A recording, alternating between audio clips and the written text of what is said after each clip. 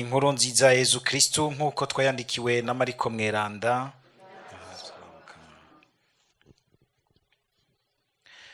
Yezu ahavuye aja mu gihugu c'Ubuyudeha no hakurya ya Yorodani, ishengero risubira kumukikiza, nawe kandi nk'uko yamenyereye aja mu vyo kubigisha. Abafarizayo baramwegera bamubaza mu kumugeza ko vyarekuwe ko umugabo yirukana umugore wiwe. Arabishura rero ati, Musa yabategetse iki? Nabo bati, Musa yarekuye kwirukana umugore, ariko ukamuha ikete ryemeza ko yirukanywe. Yezu arabishura ati, iryo bwirizwa yarishinze kubera ukutagondwa kwanyu. Ariko mu ntango y'irema, Imana yaremye umugabo n'umugore. Nico gituma umugabo azoheba se na nyina, akunga ubumwe n'umugore wiwe, bompi bakaba umwe musa. Ntibakiri babiri rero, bacitse umwe. Ntihagire umuntu azotandukanya ico Imana yifatanirije. Batashe muhira, abigishwa biwe bongera kumubaza, nawe arabishura ati, uwirukana umugore wiwe akabira uwundi yagirizwa ubusambanyi. N'umugore avanye n'umugabo wiwe akaja ku wundi, nawe nyene yagirizwa ubusambanyi. Dushimagize iri rivumerewe na Kristo.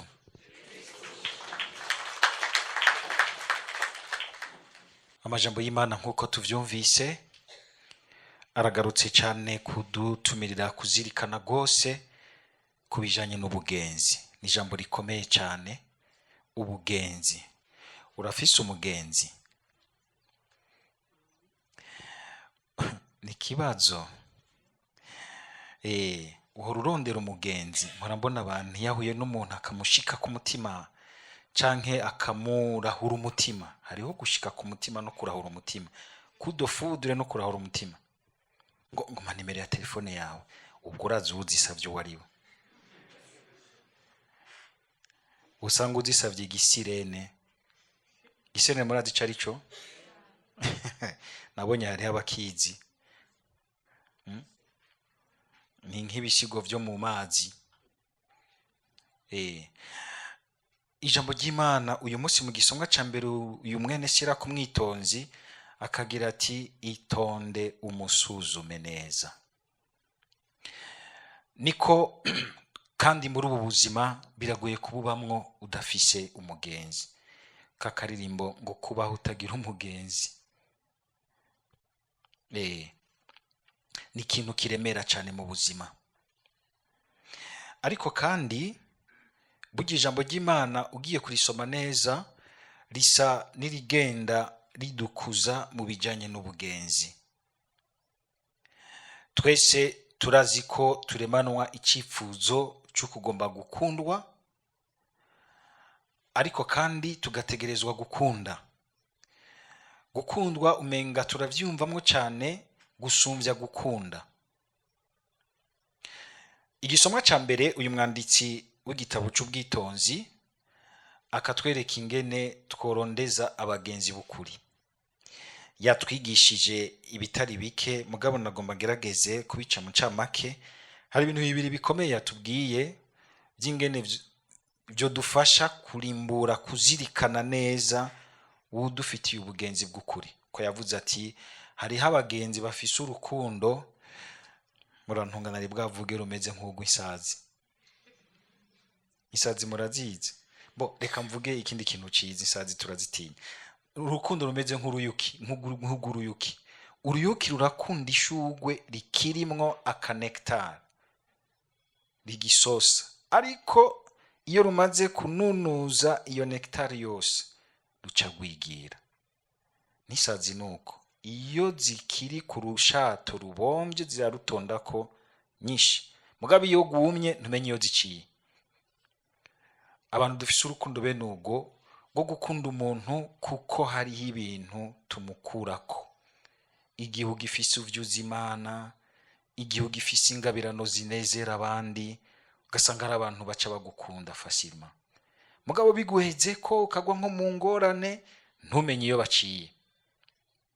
Agaca agira ati rero aho niho rero ubonera ubukuri, kuko ubundi abandi abo bose bagenda sabagukunda vy'ukuri, nabakunda ivyo bagukurako.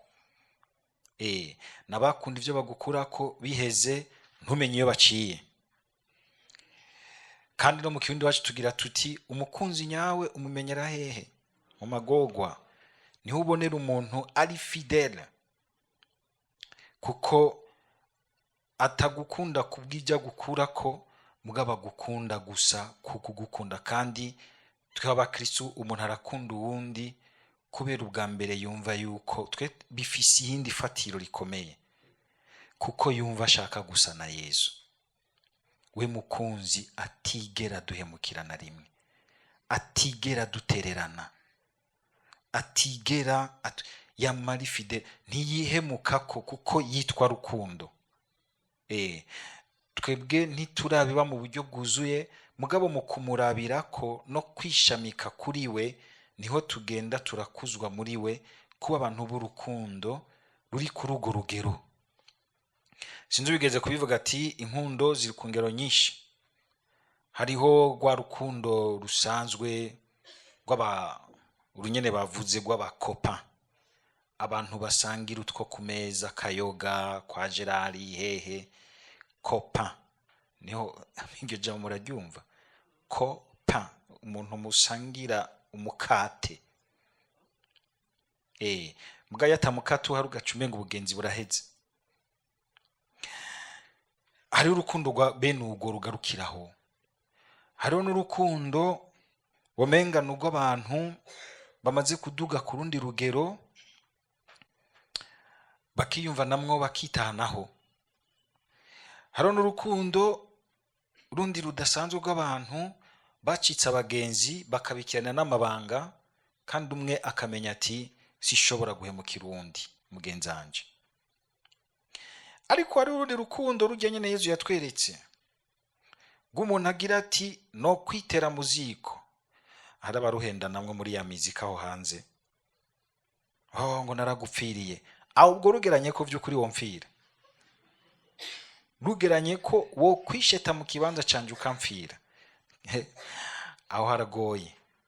Ubwo uca wumva ko ari rwa rukundo rutangwa n'Imana, kuko si ikintu ndemanwa ku umuntu yaramaze gukomereka aho hantu. Naco gituma hari ahandi uyu mwanditsi yaciye aja ku yindi ntambuko, aje kwerekana yuko kumenya umugenzi vy'ukuri ko umusuzumira mu gihe uri kuraca mu gihe kigoye. Ubwa kabiri nuko umugenzi w'ukuri vy'ukuri umuhabwa n'Imana. Suvuga ngo Imana iragira iti ngo ndakuzaniye naka, n'ubundi umubona mu kungene ashobora kukwigura, kuko arimwo urundi rukundo rw'Imana rumukoreramwo. Iyindi motivation yo kugomba gusa n'Imana ikamukoreramwo. Ndibuka n'ingene nigeze kuba nguye ku muntu, nako sinamuguye ko n'umuntu yaje asanga nari nkiri mu iparuwase.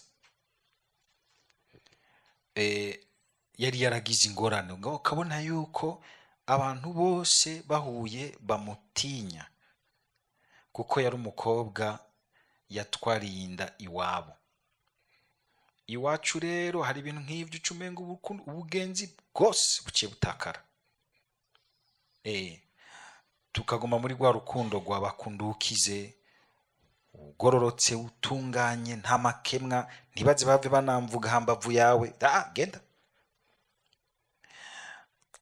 Ugasanga turibagira natwe ingene Imana itubwira iti, ijambo ry'Imana ritubwira riti ngo Imana yadukunze tukira abandi, tukira abanyabicumuro.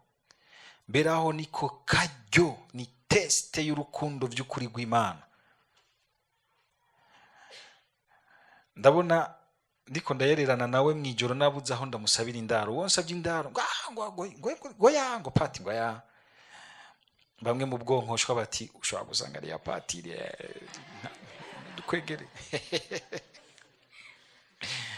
Eh, mugabo haravamo umuntu umwe by'ukuri kandi ntiyasenga rwose, mugabo umuntu w'urukundo by'ukuri aravuga ati pati ndumva ko uyo muntu arushe, munzanire tube turamaranya akanya n'imiburiburi aba araronka ahantu aruhukira. Hanyuma mu nyuma arabyara umwana. Hano mu iparuwasi bagomba bacunga baraba bati turabe ko adakura asa na patiri. Barabibura, umusore mwiza, kandi mu nyuma kubera yuko n'uwo bari barabyaranye ku mukuru uyo mwana wa mbere ntibyari iby'urukundo, akagomba kumwihambira ko ndamubwira ntoya hariho ibintu bibashikira ari accident atari umugambi w'Imana, reka ntiwirohe, rindira uwi wawe azoza by'ukuri, azoza mu ntumbero nziza kandi uzokumva yuko atari uvuvudukiye mwavuga ngo urubuzi inkware ruvumbukana igihuna. Oya, kandi mu nyuma yaronse umugabo wiwe amukunda kandi aramukundira n'uyo mwana atariwe yavyaye. Umuryango uraryoshe gose. Rimwe narigeze kumubona je ngaha muri Louange, mugabo ntaco navuze nti wenda zivyi wawe. Turatwaye amabanga atari make. Kwarasenga nawe yambonye agira ati ewe pati hajya ahantu wankuye sije nabigize n'umukama yahagutoye, n'umukama yahagutoye n'ahandiho ni nkuko ari gushobora kubigira ciye no kuwundi, mugabo n'umukama yahagutoye wamumukengurukira. Nugira nti rero hari igihe mbere ushobora gusanga ugeze ahantu ubona umenga ni wewe utegerezwa kugaragaza urukundo kubw'urukundo Imana yagushizemo. Uyu mwanditsi ariko aratwigisha ingene twosobanura abagenzi bukuri, akatwereka ati nuwo nyene aguseruka ko mu bihe bigoye byo kubaho kwa misi yose, canke bigoye no mu byo kubaho no mu vy'Imana. Ega birashika umuntu agashobora gutegwa kagwa agasubira inyuma mu vy'Imana. Kenshi hari gihe tuca tumuta, hakumuba hafi, hakumwihanganira, hakumwegera utagabirije guca utangura kumutukagura, kumuhanjagiza amajambo yo ubwo si bwo bugenzi, ahubwo ukabanza ukumva ingene yashitse ngaho, ukaba umuntu ashobora kwishimikiza kugira ngo ashobore kuvyuka abandanye urugendo. Nukuri uzoba, ijambo ry'Imana ritubwira ko benaho uzoba upfutse ibicumuro vyawe vyinshi, uzoba upfutse ibicumuro vyawe vyinshi.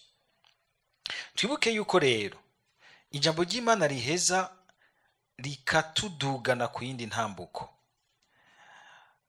Twibuke umunyasamariya w'ikigongwe. Aha n'umuntu ariko arondeza umugenzi, sivyo? Ariko arondeza umugenzi. Hari umugenzi asanzwe mu buzima busanzwe, mugabo kandi hari n'urondeza umugenzi bazosangira ubuzima bwose abasigaje. Umusore arondera umugore canke umugore arindiriye kuronka umugabo wiwe. Ivyo vyose birafise ukungene biherekezwa n'insiguro n'akanovera k'urukundo rw'Imana, mbere n'ububasha bw'Imana. Ariko kandi Yesu akatwereka yuko ikibazo ciza si c'ukurondera abagukunda, ahubwo ni c'ukurondera ingene wewe wo kwigira umugenzi w'abandi. Aracagora. Turashima yuko abandi batubera abagenzi, mugabo bikatugora ingene twihindura abagenzi b'abandi. Yesu rero aho ntiyakunze gushimikira. Muribuka ujya mu mwigisha yaje kubaza Yesu ibwirizwa rya mbere, Yesu agaca amubwira urakunda n'umutima. Mu nyuma ngo agomba kwikurayo, agaca abaza ati none ngo mugenzi wanje ninde? Yesu ntiyashatse amubwira ati ngo ni naka, yamushize muri situation y'ibishika, aca mucira umugani w'umunyasamariya w'ikigongwe. Hari igihe tugenda tukagira tuti mbe umugenzi wanje ninde nogira umugenzi? Yesu akakubwira ati ahubwo nturondere théoriquement ugende kurondera ubaze ChatGPT uti umugenzi wanje ninde, zoguha ibintu théorique. Umurabira mu buzima, umurabira mu buzima. Turazi yuko Yezu yamuciriye umugani, mu nyuma Yezu aca mubaza ikibazo gikomeye, ngo hagati y'abo bantu bose baciye kuri umunyasamariya yakubiswe, ngo ninde yabaye umugenzi wiwe? Kibaza akagihindukiza, we yaje kubaza ati ngo mugenzanje ninde? Mugabo Yezu acarahindura mushira dans l'amour actif. Turakunda kuba dans l'amour passif, turindira ko abandi aribo badukunda, batwitaho, batuvuga neza, ego batumerera neza. Yezu akagira ati va kuri urwo rugero. Mbere urwo rugero iyo umuntu ashimye kurugereramwo rurainsécuriza gose, rurafragiliza, ruravulnerabiliza. Uca wa mumenga uri mu ruhagarara guko ugomba ko abantu bose bogukunda. Jewe nta bagenzi fise, abantu ntibankunda. Wabona abantu bose bakoranya ajya bariko baramvuga, ukaburanirwa. Bene aho uba mu maganya n'amagorwa menshi. Yezu akagomba kugusaba ati injira mu rukundo actif go kwihindura w'umugenzi mu masituation y'ubuzima. Gutyo uzosanga mbere wagwije abagenzi benshi kandi bukuri, kuko bazogira bati uyu muntu muri situation igoye y'ubuzima aho hanze twarimwo yaratubereye umugenzi. None nk'uyo mudamu n'umugabo wiwe canke uyo mwana, nk'ubu je nogorwa bambona bikabakwigwamwo, ntibikunda. Ntibikunda. Umukama akagira ati ahubwo ihindura umugenzi wundi. Mbere no muri aba bubakana, ibi Yezu yavuze, bene ubwo bugenzi nibwo buzana fidelite ikomeye cyane, nibwo buzamwo fidelite ikomeye cyane. Umuntu agira ati jewe vy'ukuri ndumva ko nagizwe umuntu w'urukundo, ngomba kuba umugenzi wa naka, ndamubera umugenzi, ndamubera umuntu ashobora kumutuma aruhuka, umuntu ashobora kumutuma yizigira, umuntu ashobora kumutuma agira indoto nziza mu buzima, ashobora kwiyumvira neza akazoza kiwa, kumva ko ahumurijwe mu buzima bwiwe, ko afise ahantu ashobora kuropoza avec confiance, umuntu ashobora kwizigira. Erega muri iki gihe bisigaye bigoye kuronka umuntu wizigira, kubera abantu turavugaguzwa gose, kubera WhatsApp mbona abantu uzubona bariko baravugana nk'ibintu, bariko barandikirana nk'ibintu, agaca agira transfer kuri mugenzi we ati nk'ivyo ariko arambwira. None ahumva harimo ubugenzi, amaudio yose akirumva ibintu harimo, ukwararaza nta bugenzi burimo, uburi kurica. Umuntu yakwizigiye mugabo nawe uciye ufata uti reka nkwereke ndabigira ivyo nzondeza amajeme n'abasabone. Ivyo bintu biriko birica gose urukundo. Bituma abantu dukomeretsanya, mbere tugahindurana ibimuga vyo gukunda. Ikindi naco nububeshi n'ubujyajya, ubwiyorobetsi. Umuntu ukamwizigira ko ubugenzi bwubakigwa sur la confiance. Nico gituma mwumvise yuko agira ati abo mubana mu mahoro babe benshi, mugabo abo hanuza bushobora kwitura babe bake abantu b'imparugo. Hari abantu wamusanga umenga turoroshe, tugenda umenga nta nico twinona, nari bwavuge bari innocent, kuba naif n'ikindi kintu. Ugasanga umenga n'umuntu yamayugurukiye abandi neza, arapfa kwitura uwo ari we wese, ugasanga yakomeretse gose. Umukama aradutumirira kutaba gutyo. Itange hama umuntu ukamwiyugururira ukubona bibereye ko wo mwiyugururira. Kudahutagizwa n'ibishobisho bituzamwo igihe ubugenzi butanguye kuryoha. Kuko hari abantu badashobora gutwara ubugenzi bukomeye kuko muri bo barakomeretse, bafise igikomere gihambaye cy'uko adashobora kwemanga ibintu, ntazi kwashima. Wewe ntitwavuganye ibi n'ibi n'ibi n'ibi, eka twavuganye ryari, akakwihakana. Harimo n'abashira mu bubisha bukomeye, mukanyukurana mu bintu, hanyuma wamubwira uti basi reka tubishikane imbere turondere umuntu adufasha. Ngo niba bijana imbere ngo ndakwihakana, ngo arabona ngo twavyanditse. Murazi ko abantu bakunda ivyanditse, ahantu mwavyanditse nawe ngenda kumwitwarira vyanditse he? Mugabo hari ahandi hantu vyanditswe, mu mutwe no mu mutima, kandi aha ntihafudika, ntihapfa gufudika uko ariko kose. Twabivuga umuntu akakwihakana kandi wari wamugiriye confiance, hari ikintu mwayaze dans la confiance, kubera yakomeretse nta bukomezi bw'urukundo agira ngo ashobore kwashimagira ati naho bigoye turagumana gushika ikintu kirangire neza jusqu'au bout.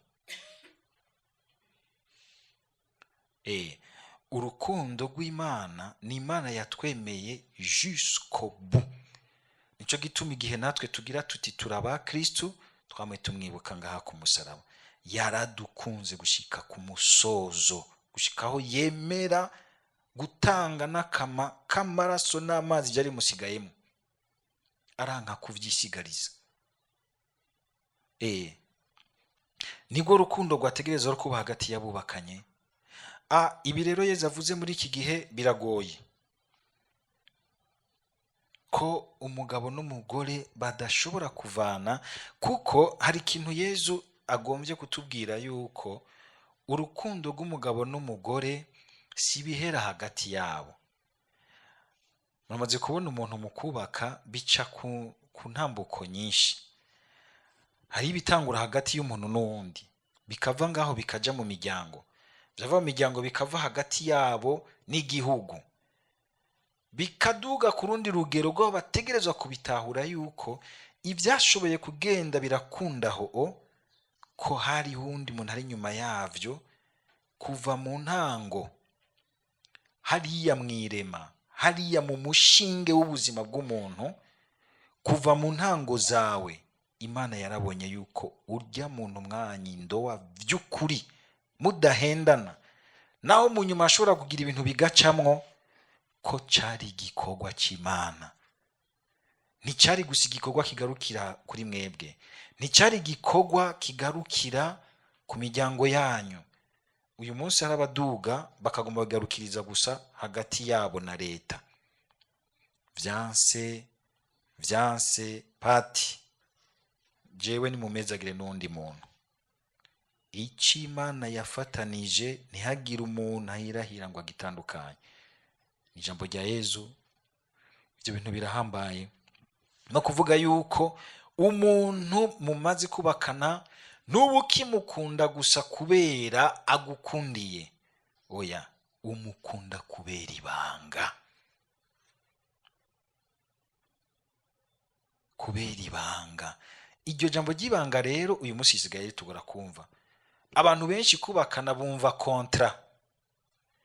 Murazi yuko kontra munsi hari akantu bashira hariya munsi abantu mwize droit, ngo nivyanka ngo tuzojera amiable, ngo binaniranye tuzogenda mu juridiction abijejwe adutandukanye.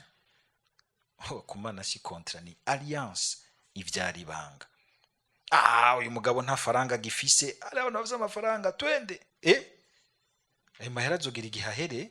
Imana izokubaza ingene wafashe umuntu wiwe ukamutuko. Uyu mugore wapi amabere yarakorotse, ndabona utundi dushogoshera. Ntuzicara ikibanga, ntuzicara ikibanga. Mbere n'igihe ushobora gusanga uri kuroshwa nabi, ukamenga uri kuribagira, ugasubiramo aya majambo. Birafasha cyane, birakiza umuntu kuba umupayu, agatangura kugendera mu vyiyumviro n'ibindi vyinshi biwuhetera aho hanze, akibagira ibanga. Akibagira ibanga. Ayo majambo turakeneye kuyagaruka ko tukaza turayazirikana tukayigisha abana bacu, kuko uyu munsi bisigaye bigora abantu kumva ibanga. Kagira uti we naho yo haje ubundi sinzi nigeze kubwira naho yo kunanira gute,